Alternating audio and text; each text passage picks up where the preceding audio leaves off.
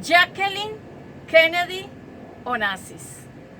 Hoy voy a hablar sobre esa mujer considerada para el pueblo estadounidense como una heroína, un mito, una leyenda.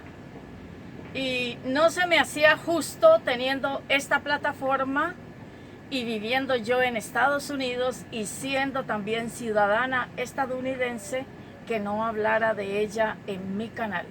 La admiré desde que era niña y luego en mi juventud y posteriormente en mi edad madura.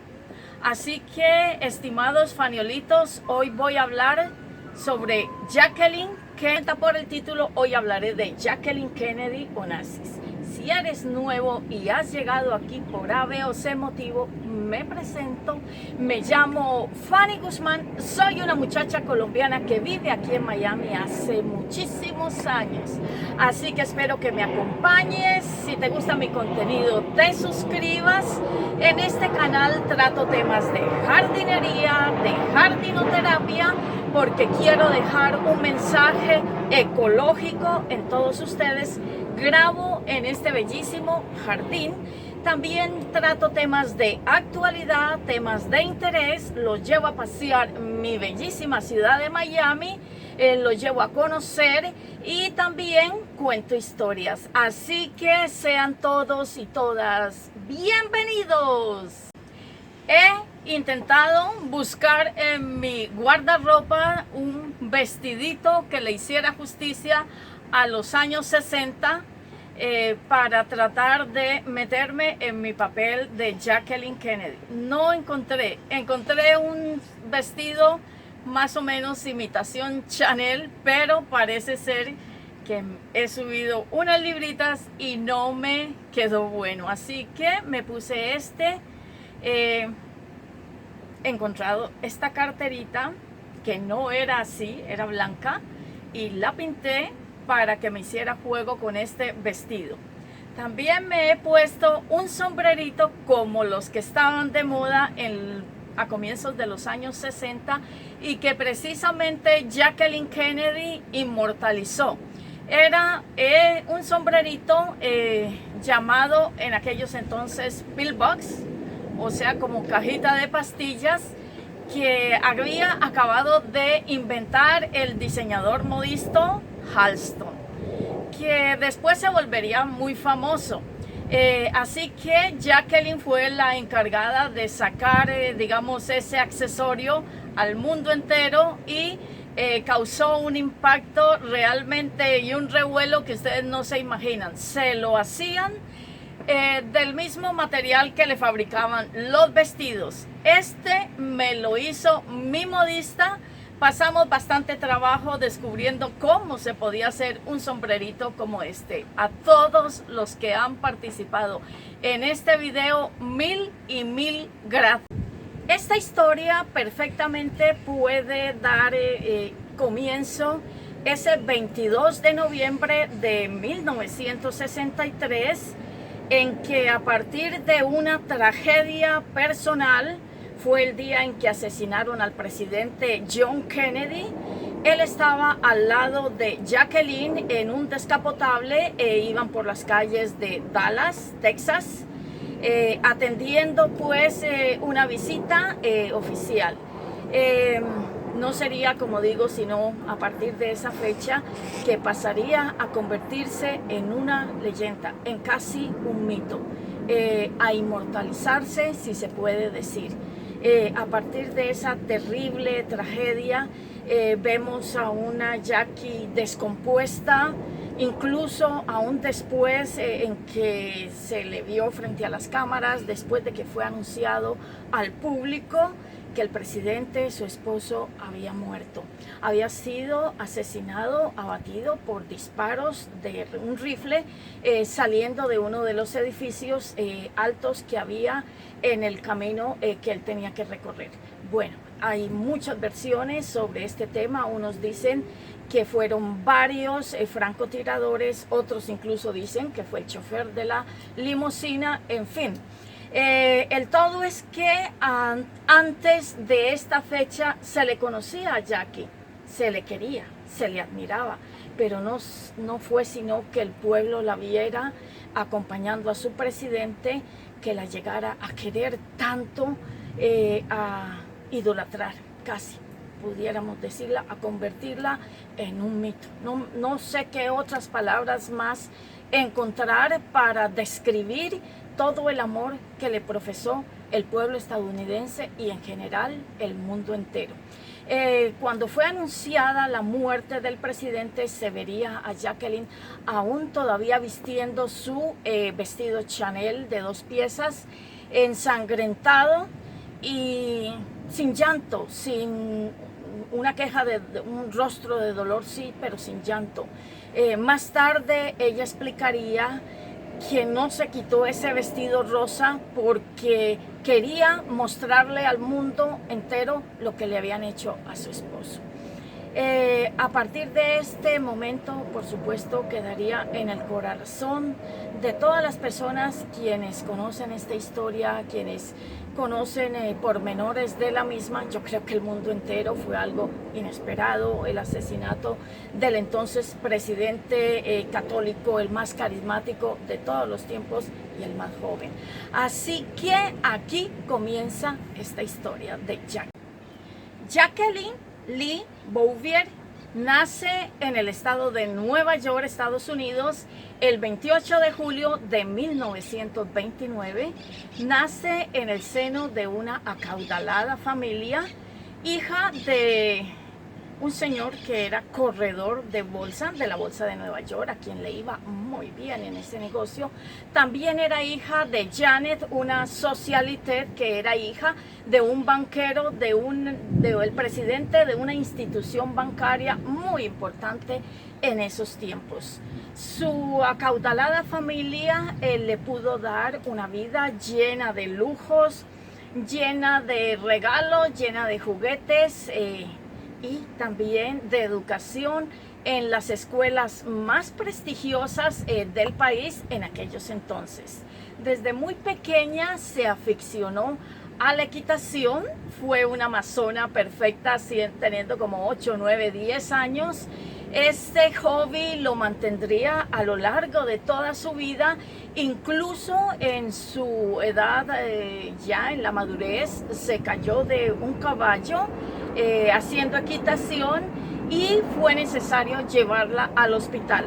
En los chequeos que le hicieron en el hospital se dieron cuenta que tenía un ganglio linfático inflamado y descubrieron que tenía cáncer linfático. Ella se negó a ser atendida con quimioterapia y prefirió irse a su apartamento de Nueva York hasta esperar el momento final. Así que bueno, ya me adelanté en la historia, pero prosigamos viendo a Jacqueline en su niñez, infancia.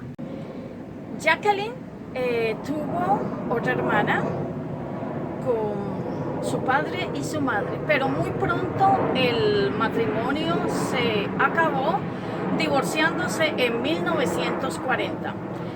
Prontamente la madre de ella se casó con otro acaudalado hombre de negocios, heredero de una petrolera, imagínense. Así que ella pues tuvo a disposición y costeada por su padrastro, que la quería mucho, la consentía mucho y le daba todo el gusto que ella quería. Siguió manteniendo su estatus de vida, siguió frecuentando pues las escuelas más interesantes, finas, distinguidas de aquella época. Ya se hacía mayorcita, fue una señorita muy linda, con esa cara muy expresiva, muy delgadita desde siempre. Debutó en la sociedad y fue realmente el acabose, era muy linda, todo, las miradas estaban puestas en ellas. Entró a la universidad, puesto que le gustaba mucho la literatura, la poesía, así que entró a estudiar en la Universidad George Washington. Y muy pronto, y debido a que el padrastro pues era muy adinerado, pudo acceder a un intercambio estudiantil con otra universidad en París, nada menos que la Sorbona. Fue allá a ese intercambio por espacio de 2 años, Allá pues estudió mucho el arte y la literatura francesa. Es más, de eso precisamente se graduó. Durante esos 2 años que Jacqueline permanecería en París, pues fue adquiriendo muy buenos modales, una cultura general vasta y exquisita que le sería de mucha utilidad cuando ya estuviera casada con el presidente John Kennedy. Así, pero entonces todavía no lo sabía. Después de esos 2 años, ella regresó a los Estados Unidos y siguió estudiando en la Universidad Washington hasta graduarse de literatura y de artes francesas. Jacqueline se graduó de la universidad en 1951 y aunque no necesitaba dinero porque era pues hija de gente de mucho dinero, se le hizo indispensable e imperioso conseguir un trabajo. Fue contratada por el Washington Times, un periódico muy importante en aquellos años, que la contrató como reportera y fotógrafo. Su misión era ir a las calles de Nueva York y entrevistar a personajes que estaban caminando en la calle, hacerles preguntas interesantes y esperar también toda clase de respuestas por parte de las personas que eran interceptadas por ella. Ella hacía una selección de todas las mejores respuestas y las publicaba en su columna. En esos entonces le fue encomendado hacerle una entrevista al entonces senador John Kennedy. Era hijo de una acaudalada familia de Boston y estaba con muy buenas opciones para ser el candidato a senador, un candidato por el partido. Al hacerle la entrevista a John Kennedy, el flechazo fue de inmediato. Se cayeron muy bien.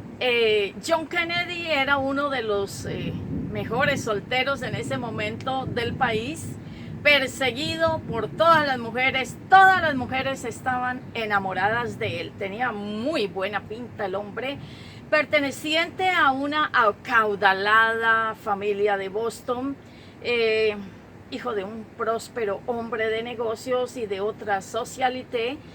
Tenía 9 hermanos, se hicieron novios. Duraron de novios 2 años.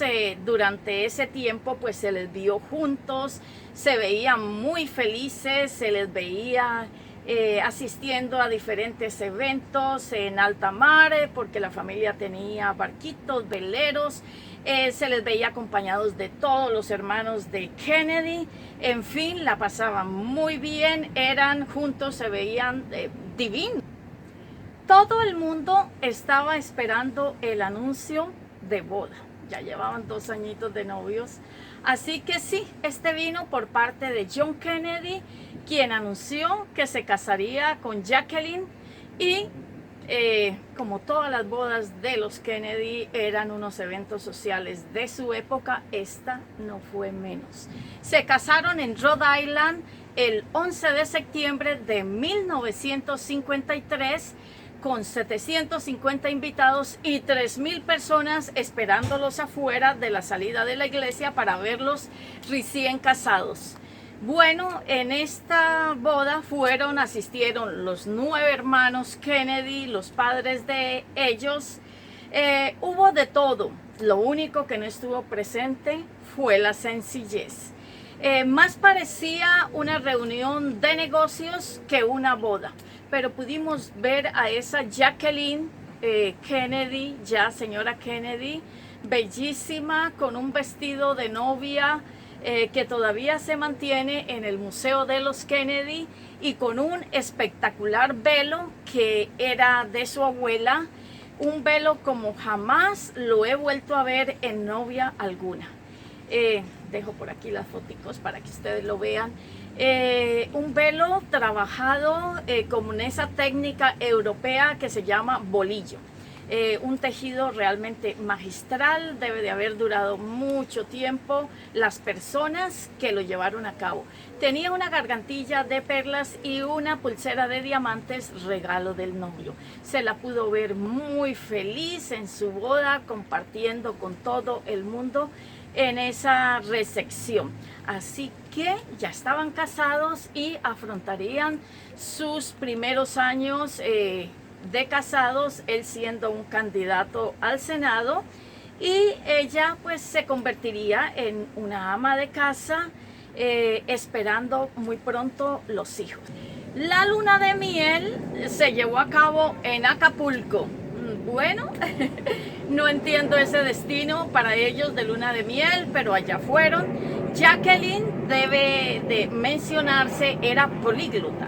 Además del inglés, hablaba francés y español. Así que en Acapulco ella se dirigió a las personas en su español casi perfecto, un poquito francesado, pero casi perfecto.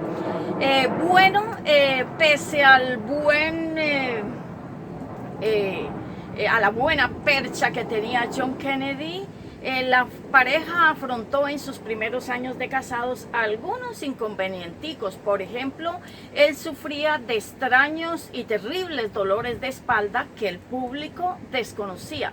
En 1954 se operó, tuvo 2 operaciones delicadas de la espalda y estuvo fuera de todo acto como algunos meses.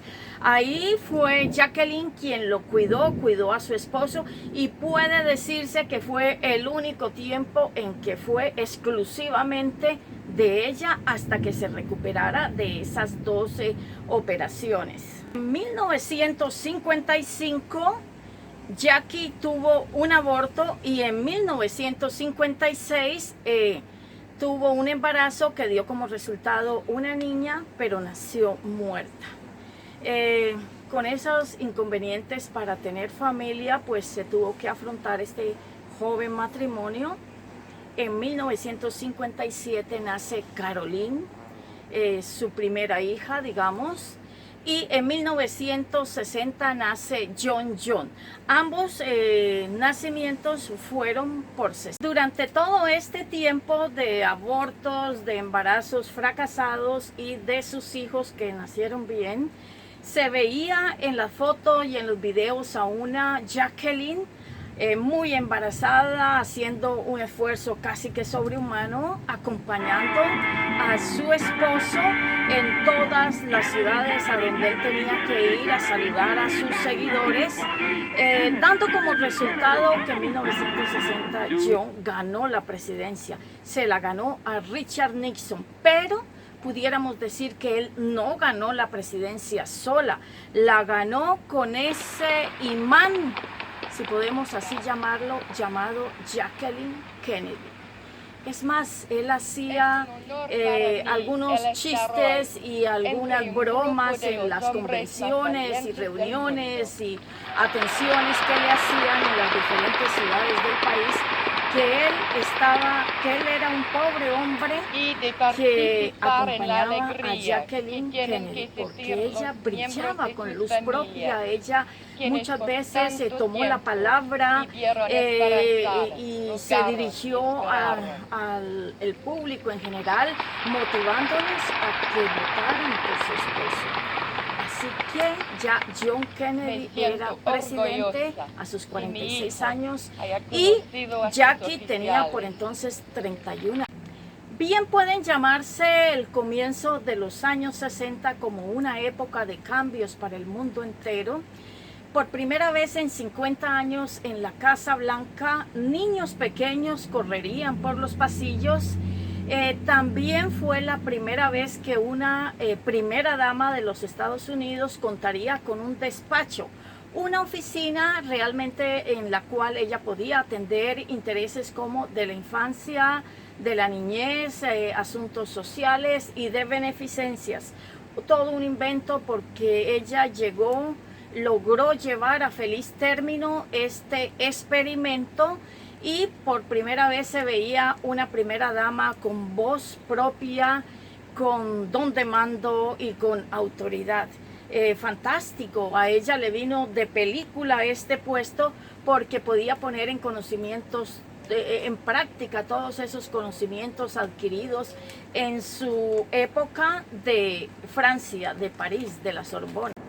Tan pronto como Jacqueline entró a la Casa Blanca como primera dama, dispuso muchos cambios en el mobiliario, las cortinas, la vajilla, los cuadros, los adornos.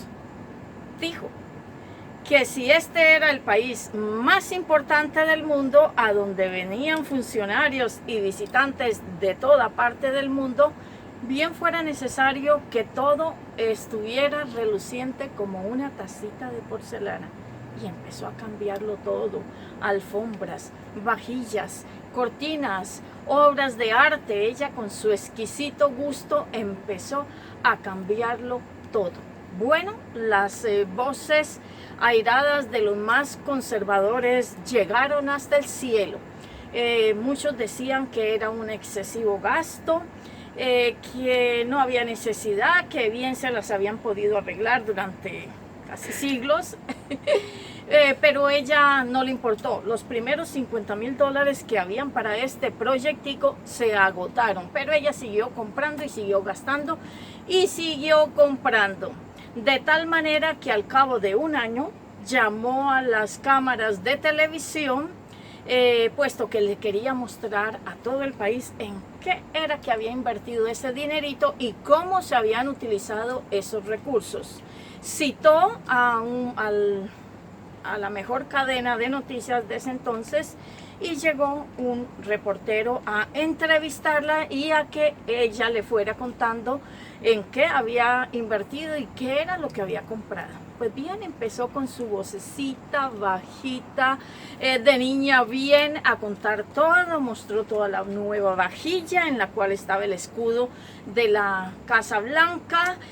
A una de esas recuerdo que el reportero le pregunta que si esos cubiertos eran de plata, a lo que ella contestó: ¿de plata? No, son de oro, con esa vocecita toda dulce que tenía.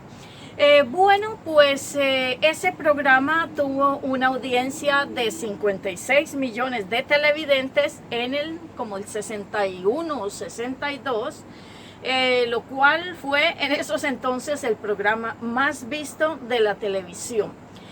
Fue vendido ese documental a 106 países y se convirtió pues en todo un suceso, de tal manera que al año siguiente o ese mismo año la cadena de los Emmy le otorgó un premio especial a la primera dama por ese programazo que se había hecho. Por supuesto que ella no fue a recibir dicho galardón. Al mismo tiempo que la primera dama se ocupaba de la Casa Blanca, de su apariencia hacia el mundo, también se ocupaba de su aspecto personal. Allegados a ella le pidieron que, ya que ella había vivido en París 2 años y que le gustaba tanto el estilo afrancesado, que se hiciera a un estilo de esa índole que gustaría mucho al público en general. Para ello fue contratado un modisto llamado Ole Cassini, que vivía en Hollywood y que precisamente era el encargado de vestir a muchas actrices importantes del momento. Es más, había estado casado con una de ellas, una chica que fue el rostro más lindo de Hollywood en 1940, si mal no recuerdo. Él fue el encargado de hacer para su esposa extraordinario vestuario para sus películas, así como para fuera de ellas. Les hacía a las que seguía, a las que era contratado por él, un estilo propio de acuerdo a su personalidad. Ese estilo incluía vestuario, accesorios, sombrero, cartera, guantes y en fin, tanto para diario, digamos, como para grandes recepciones. Este tipo era un experimentado Casanova de aquellos entonces. Incluso llegó a tener un noviazgo con Grace Kelly, que después se casaría con el príncipe Rainiero de Mónaco. Así que toda esa información que él tenía, toda esa creatividad, fue puesta al servicio de la primera dama de los Estados Unidos, haciendo una mancuerna muy interesante. Yo puedo decir que es la mejor contratación de los años 60, haber llamado a Ole Cassini, pues él creó para la primera dama un atuendo muy particular, unos vestiditos que le llegaban muy bien, tanto veraniegos como para primavera, otoño, invierno, que ajustaban perfectamente al patrón que tenía Jackie Kennedy, que era una chica delgada, muy bonita, con un pelito medio corto. En fin, le creó un estilo que tanto gustaba a todo el mundo. Prácticamente ella llegó a crear tendencia al haber contratado a esta persona que estuviera detrás, casi como su secretario privado, personal de ella. Cualquier modelito que ella se ponía como este era inmediatamente copiado por todas las fábricas de ropa y sacado al mercado, y todo el mundo, todas las mujeres tenían ya ese modelito. Así que por esos entonces, 1963, Jackie perdió a otro bebé que le nació pues muerto, muy apesadumbrada, y estaba apenas reponiéndose cuando se anunció el viaje a Texas. Eso fue un verdadero reto para ella, puesto que quedó muy triste después de su bebé, de su embarazo fracasado. Le costaba mucho trabajo llevar a feliz término los embarazos, como ya hemos podido darnos cuenta. Pero más sin embargo acompañó a su esposo a ese destino, en el cual se decía que John Kennedy no era como muy querido por esos lugares. Se encaminaron hacia Dallas. Ella ese día vestía su famoso, archifamoso vestido de Chanel rosado y se veía muy linda a la llegada a Texas, y se la pondrían en un descapotable azul junto con el gobernador de Texas y otros funcionarios. Esa fue pues la fatídica fecha para el pueblo americano y, en mi opinión, para el público de todo el mundo. El asesinato de John Kennedy, el actual presidente, en ese recorrido en Dallas. El automóvil duró 30 minutos en llegar a un hospital más cercano. Ya en el camino prácticamente se sabía que el presidente había muerto, pero no sería sino hasta que llegara al hospital y fuera examinado que se dio a conocer la noticia al mundo entero. En ese tiempo la radio y la televisión pues estaba dando boletines de última hora, y que tan pronto se supo oficialmente que el presidente había muerto, la gente, tanto hombres como mujeres, lloraba a gritos en el lugar donde se encontraran. Fue una noticia muy fuerte, porque en esos entonces el presidente estaba, yo creo que en el momento más alto de su popularidad, de su mandato, de su vida, en compañía de su mujer. Y esta noticia pues era el acabose, no se sabía lo que iba a pasar, quién lo había mandado a matar. Y probablemente esta sea una de las noticias que nunca logren esclarecerse, saber exactamente quién mandó a matar a John Kennedy, porque los francotiradores que le dispararon, uno de ellos fue asesinado antes del juicio y realmente pues nunca se supo. Es una de esas cosas sin revelar, un misterio de la humanidad práctica. El cuerpo de John Kennedy fue llevado a la Casa Blanca en el avión presidencial en el que ellos habían llegado a Dallas. En ese vuelo de regreso a Washington, el vicepresidente de entonces, Johnson, rinde juramento como presidente. Al lado se encontraba Jacqueline con su vestido rosa Chanel ensangrentado y sin una lágrima. Luego se sabría que ese valor y esa valentía que ella tuvo al negarse a cambiarse su vestido para que todo el mundo supiera lo que le habían hecho a su esposo. A ella le permitieron estar en la Casa Blanca 2 semanas después de ese día fatídico. Las imágenes de Jacqueline Kennedy asistiendo al funeral de su esposo con sus 2 pequeños hijos de un luto riguroso quedarán grabadas en el subconsciente de la humanidad.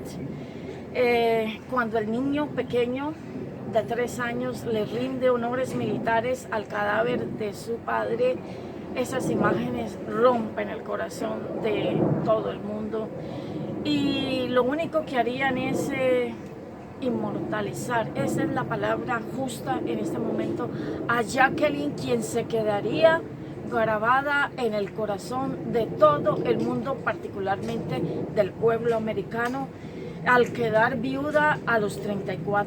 Todo el año de 1964 fue de riguroso luto para Jacqueline Kennedy.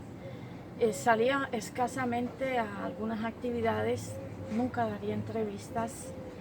Lo que sí hizo fue hacer una aparición televisiva en la cual daría gracias a todo el pueblo estadounidense por los casi 800,000 mensajes por carta recibidos. Les agradeció mucho y les dijo que solamente el cariño de este pueblo estadounidense la habían mantenido con vida. Todo ese trayecto ella estuvo ayudándole al hermano de Kennedy, Robert Kennedy, en su campaña hacia la presidencia, que estaba bastante bien opcionado, pero también sucedió una tragedia. Otro de los Kennedy era abatido por disparos y muerto por ellos en la plaza pública, digamos. Otro Kennedy moría asesinado. Cuando Jacqueline supo esta noticia, entró en pánico porque se dio cuenta que si los Kennedy estaban siendo perseguidos, sus hijos, que también eran Kennedy, eran un blanco perfecto para estas personas que querían acabar con ellos. Así que no sabía realmente a dónde ir. El mundo entero contiene la respiración con la noticia que se supo. Se anunció el compromiso de Jacqueline Kennedy con el magnate griego Aristóteles Onassis. Salieron fotos en las cuales se veía como una recepción en el yate Cristina, donde estaba Jacqueline Onassis y el senador Ted Kennedy, otro de los hermanos sobrevivientes de Kennedy, quien la había ido a acompañar. Luego se supo que él estaba ahí presente para discutir todos los asuntos financieros de esa nueva boda, porque al casarse Jacqueline no podía hacer uso del fondo de los Kennedy, así como tampoco de la pensión por viuda que daba el gobierno a las personas que quedaban viudas. Se casaron Onassis y Jacqueline en una boda que nunca fue bien vista por la opinión pública. Jacqueline se cayó prácticamente de un pedestal de santa a la cual la había levantado el pueblo estadounidense.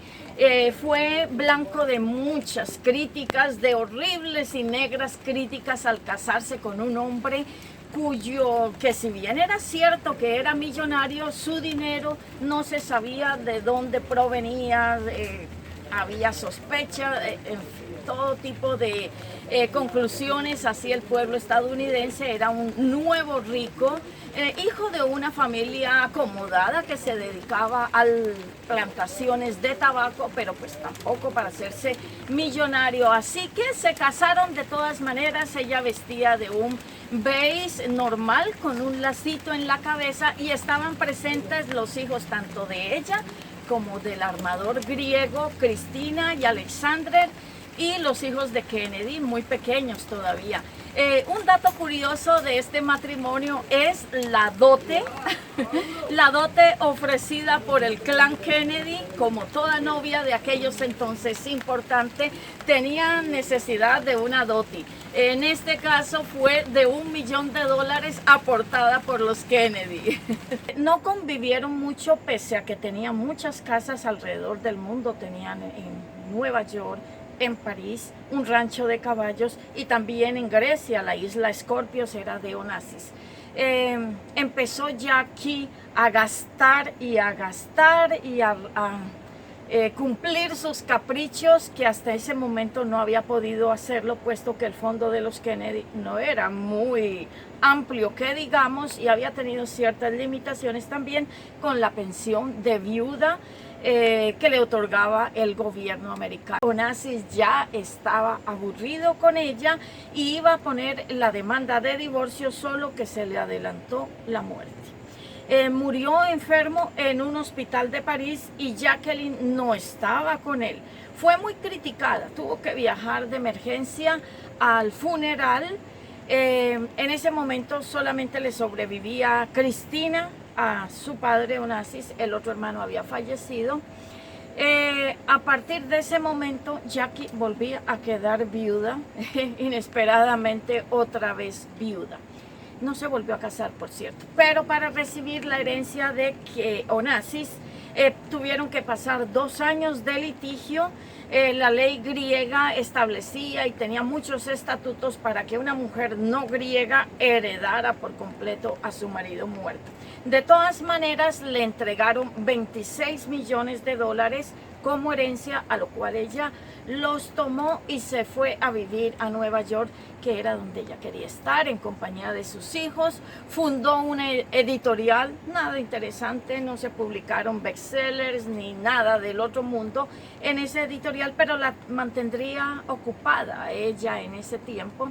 Fue perseguida en esos años 70 por los fotógrafos. Se veía todavía muy linda, muy bonita, vestía muy lindo, tanto con vestido como con pantalón, todo le quedaba bello. Usaba unas gafas enormes de Carey, que fue inmortalizada en muchas fotografías fantásticas, por aquí las pondré, por un fotógrafo en particular, Galela, que la perseguía día y noche. Incluso recibió una demanda y una orden de restricción para que no se acercara a ella. De todas maneras, debemos a él impactantes fotografías de una Jackie entrando a la madurez. Siempre se conservó delgada. No se volvió a casar, vivía una discreta vida en Nueva York. Ya su hija Carolina se casó, vendrían los nietos que la llenarían de muchísima alegría. Muchas imágenes de ella paseando con sus nietecitos en el Central Park, en las calles de Nueva York, en sus casas de vacaciones.